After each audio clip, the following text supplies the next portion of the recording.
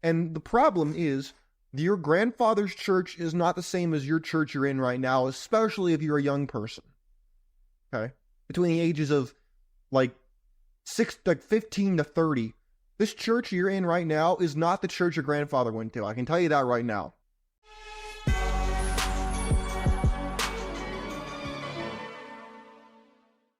Ladies and gentlemen, welcome to the Sheared podcast. I'm your host, Austin Creed, and my friends, today we're going to visit a question. I'm going to pose you a question, and I want to know what your thoughts and responses are, because I think this is something that a lot of people immediately assume is automatically better, and that is religious relationships. It could be Christian, it could be even Jewish, Islamic, Hindu, Buddhism. Now, I'm going to be straight up and I'm going to tell you, I am not super knowledgeable about relationships when it comes to the traditions of Hinduism or Buddhism.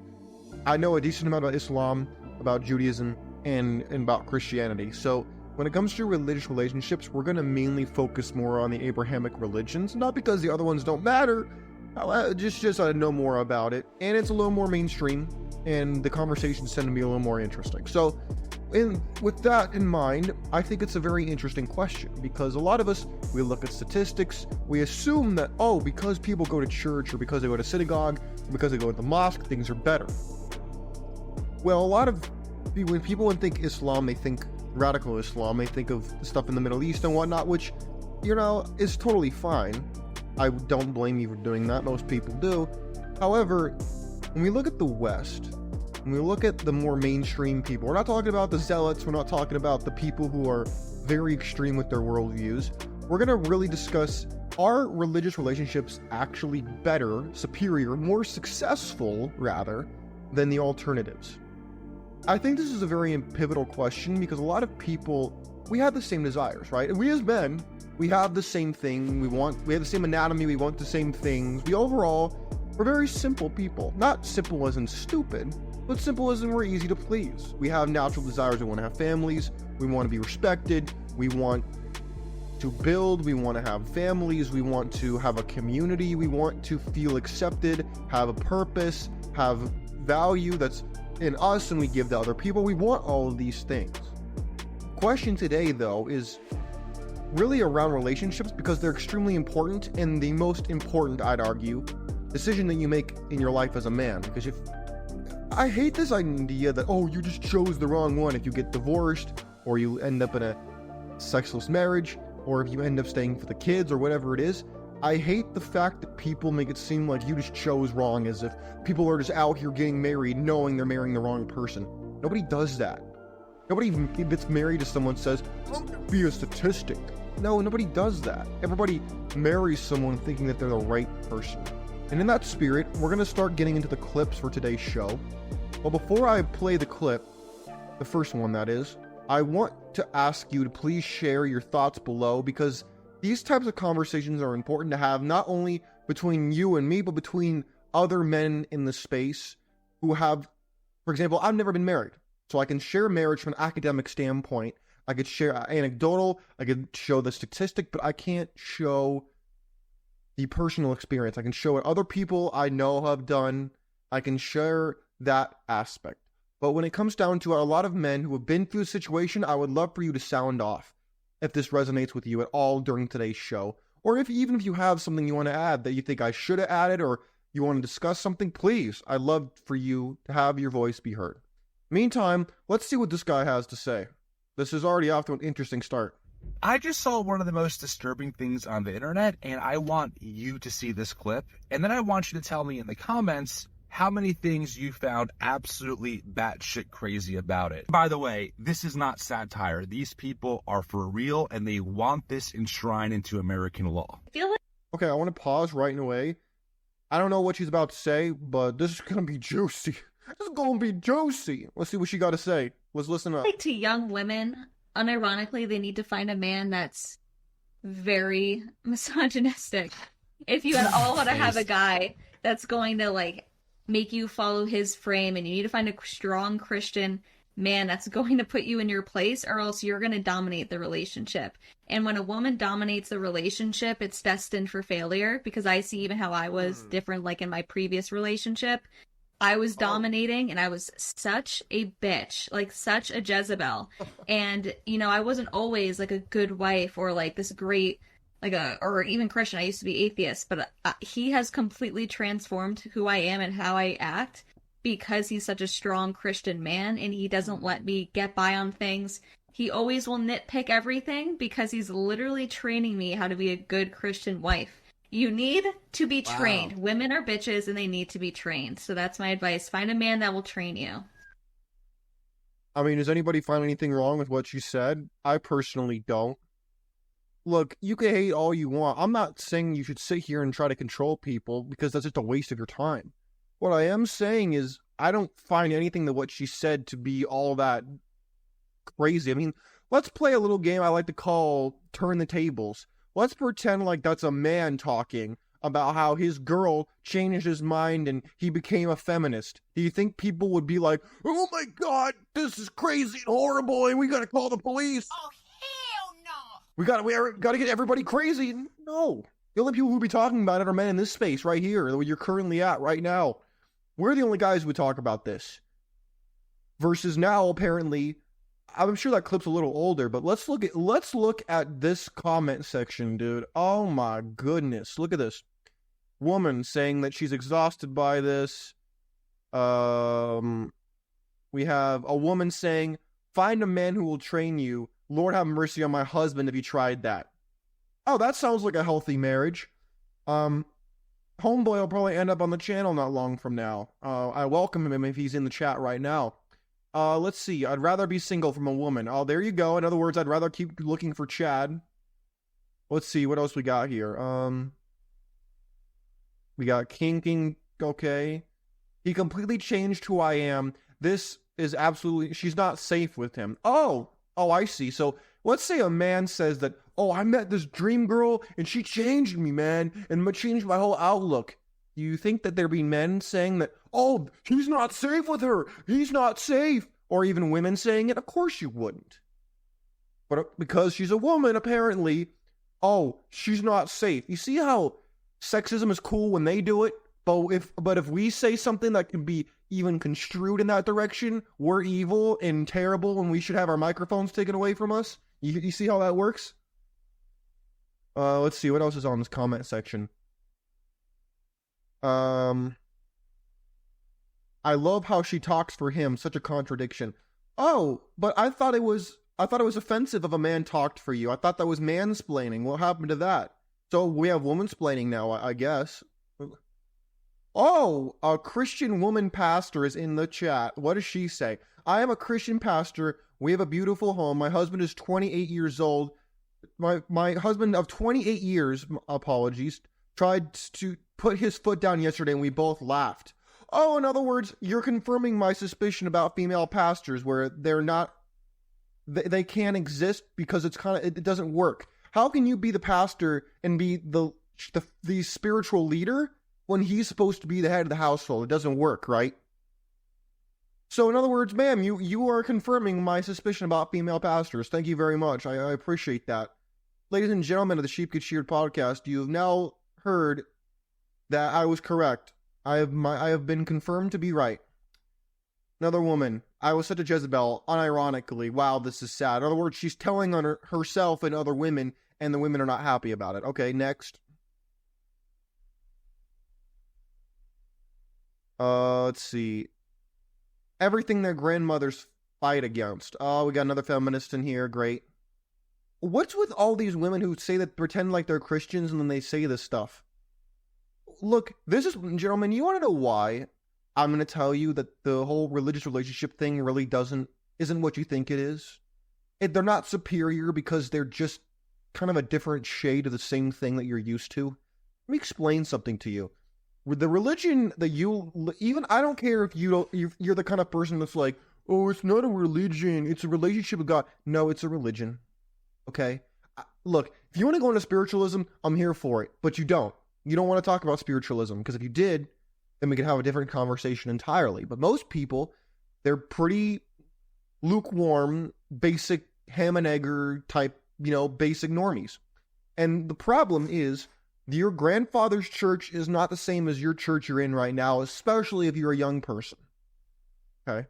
Between the ages of like 15 to 30. This church you're in right now is not the church your grandfather went to. I can tell you that right now. Because back in those days, and even more before that, people didn't take this kind of garbage. They said, "What? Get out of here. You don't know. You listen to me." That's what they used to do in the church. They didn't say, "Oh yeah, man, like we want to be tolerant and accepting and inclusive." No, they didn't say any of that. They said, "Here's the way it is. You don't like it. The door's over there. Deal with it. Repent if you want to repent, or get out if you want to get out." Obviously, they were willing to help people who actually wanted to be there, but they didn't kowtow to everybody's feelings. They didn't say, "Oh, you don't feel good? Oh, let me fix that for you." Because that's when we dive into the feelings conversation. You know what's... I've said this before on the show, and I know a lot of people might get offended by this, but I'm going to say it anyway because I think it needs to be said. Karl Marx, the godfather of communism, along with his buddy Friedrich Engels, said the following. They described religion as an opium of the masses, a painkiller, in other words, a form of medication to treat the pain in one's life to help get through it. I could see why he would say that, especially in the modern church as compared to the church of 150 years ago. When you look at the fact that a lot of people use religion as a band-aid or a social club instead of an actual place to learn about scripture and theology and philosophy and rules of conduct by which your life should be lived, I could see why he would say that. You ever met people in church or on an online forum or anywhere else where all they talk about is feelings and how I feel God working. I feel close to God. Not, hey guys, this is what the law says. This is what we should do. This is what the prophet said. This is what... Nothing. How many times has that happened to you? Because this transition into the feelings part of it is very dangerous. No, I'm not saying it should be eliminated completely because that's not possible. It's like the yin-yang symbol. There's one side and there's the other side. There's the logic and the law, and then there's the feelings and the fluctuating moods that we have. And when you focus too much on the feelings aspect, you lose the law aspect, which was supposed to enforce the society, whether it was enshrined in actual law or not. It was meant to keep people's worst antics in check and to encourage good, virtuous behavior. It was meant to punish bad behavior and reward good behavior in plain English. Today, we don't have that. Today, we have do whatever the hell you want, and if you don't like what someone's saying, block them, ignore them, go somewhere else, move somewhere else, and people can just ignore accountability, ignore the consequences, and could just go along, or they can start a flame war on Twitter, or they can just be upset and go on a rant and stuff like that. And you might say that fits my description. I'm not mad. It's the fact that I care. If I didn't care, if I was happy with the church, if I was happy with relationships, I wouldn't be doing this show. This channel would not exist. But it's only because I see the problems. And a lot of other men who also follow this show and other shows like this on the internet, they see the problems and they want to offer solutions. But people don't want solutions. They want you to fix the problem while giving up nothing. They want you to see success with no sacrifice. They want to keep everything they have and gain everything they ever wanted. And you can't have that. That's why I only think there are two solutions to the problem, and I've named them before. But I'll name them again in case you missed it. Number one, we either go back to the traditionalism that woman talked about, which is how it's outlined in the law, how things worked in the old world, which patriarchy, in case you didn't know, was not meant to oppress women. It was actually meant to protect them and to keep men in check.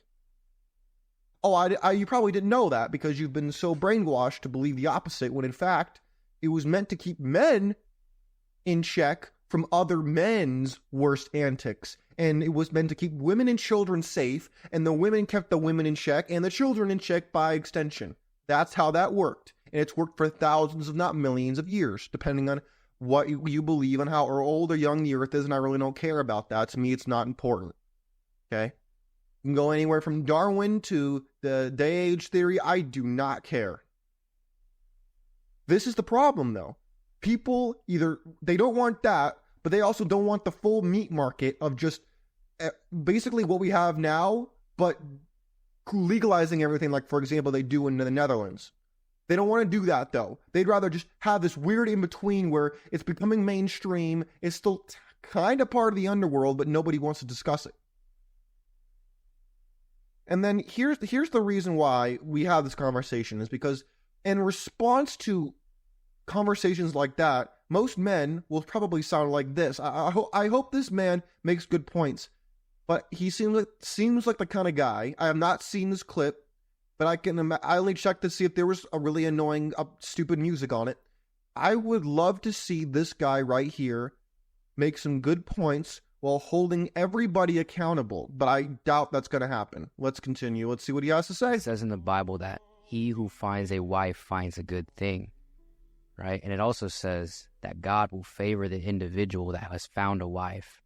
Oh, and that's so beautiful to me. And after some of the years of me growing and developing, I've realized how much impact a woman really has on a man, right? Obviously, you choose what that impact is going to be. A man is called to be the leader of the household, okay? See, I got to pause it. I have to pause it. Gentlemen, let's have this conversation, okay? We're told by both men and women alike, society, the church, whatever, that men are supposed to lead, right? And naturally, we as men, we have the desire to be dominant. We have the desire to lead.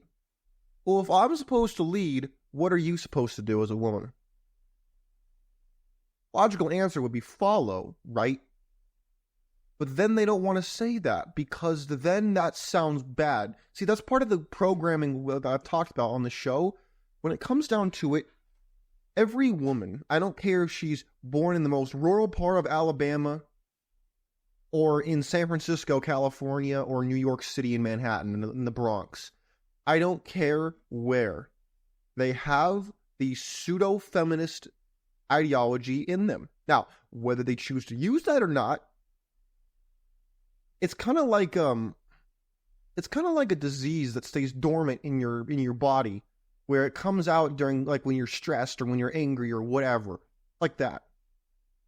And the issues I have, and a lot of other men, as a matter of fact, have, is we want to believe that there's just good women and bad women. There's no, the people are not dynamic human beings who have a spectrum that they even from a day's start to day's end, their moods fluctuate and change, and their circumstances change with it and everything else.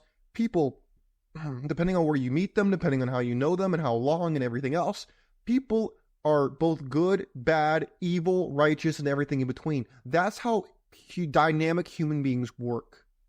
To simplify that is doing you a disservice. So when guys like this talk about, oh, to find a wife is a good thing, do you understand that back in the day, when this was actually written, the dynamics between men and women were vastly different?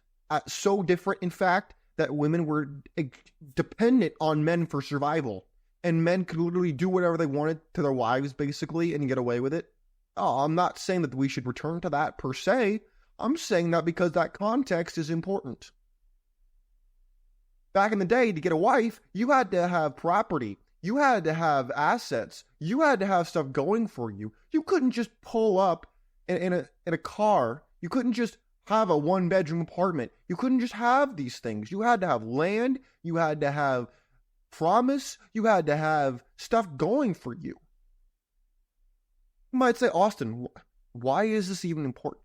It's important because they're taking out a very important piece of context here.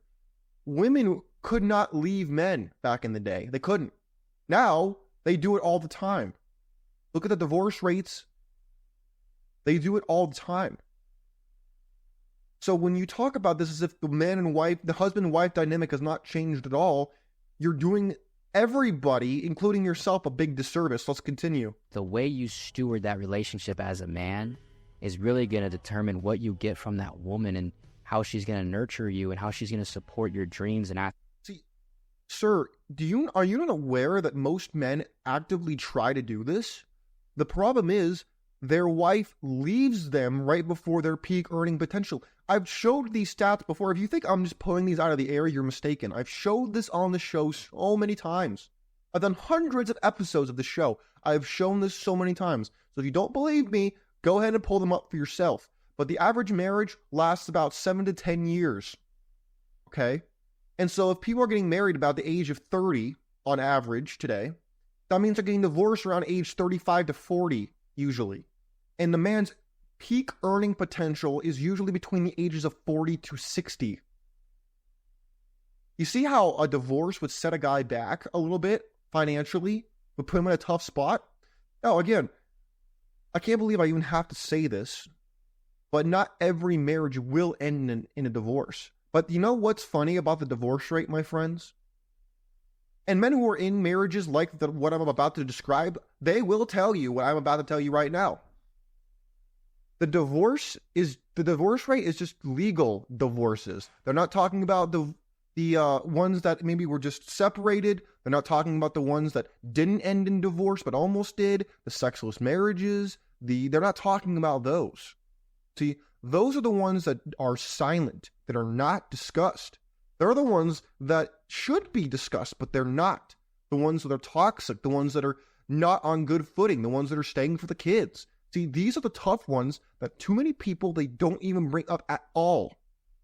And then you're deluded into thinking that even if the divorce rate is high, like 70%, you think that the 30% that's not, they're all happy and have a great relationship. The answer is no, they don't. They don't. Some might, but most don't. And so when he's talking like this, he's making it seem like this is a slam dunk and something you should expect when this is not the case. Most men would be happy to have this, but they don't have it. And they wish they could, but they don't. And they can't find it. Why do you think the passport bro movement exists? Why do you think MGTOW exists? Why do you think the SSBW whatever exists? They exist because men can't find what this dude is describing, making it seem like every single guy has access to this, which they don't. They don't. And this is the problem. Even if you're in church, again, the divorce rate does not adjust for, I'm in church, so I'm immune. No. That's not what it says. Let's continue. Aspirations and love you and care for you and be tender to you, right? That's where that balance comes into play, where the man is basically like just like a territory taker, right? He's got like a lot of masculine energy, but that woman is such a provider in her own way, a nurturer, a caregiver, a lover, that she balances him out in such a beautiful way. He's describing a fantasy. I'm sorry. I wish I could tell you he's describing the norm. He is not. He is describing a pipe dream that doesn't exist, if it ever existed. Look, he's describing a very, very small number of cases. And even amongst those cases, that is not free. You're making it seem like you should expect this. No. This is not an expectation. This is an active sacrifice that you work for, and even then, it could still fail at any moment in time, 5-10 years from now. See, this is the problem. You set the bar so high when people actually look at the numbers, and the numbers don't adjust. See, you can look at the ones explicitly for religious institutions like Christianity, Judaism, Islam, Buddhism, Hinduism. You can look at those. Those are still high enough. Those are still high enough. And those are just illegal divorces, much less what we described already. Sexless marriages, staying with the kids, sleeping in different bedrooms, being unhappy, having a dry marriage, having an uncomfortable situation. These are all parts that nobody discusses outside of a very small minority of individuals. And the problem is, when you talk about this, you do not get the righteous amount of... I'm going to stop. I'm going to explode, and I'm going to get really angry, and I don't want that to take away from this message, okay? The point being, before I go crazy and yell and scream, we need to understand this is not the norm. This is not promised to you. This is a pipe dream he is describing. And men in this comment section, will probably tell you exactly what I'm saying right now. Let's continue. That actually enables him to produce more in the marketplace, to bring home more food for the kids on the table. And having a good wife that you steward in the right way is so important. See, I'm sorry, I can't do it. He is describing the way things should work. But the problem is when we talk about should, would, and could, it leaves out what really happens, the reality. When the reality hits you, it's not as pretty as what he's describing, not as grand as what he is making it seem like. Ideally, what he's describing happens, absolutely. Problem is, for a lot of people, they don't get this. A lot of men want this, they work for it, they sacrifice, they do everything, and they still can't get that. And speaking of what he's talking about marriage, let's go into the biblical grounds for divorce. Y'all ready for this one?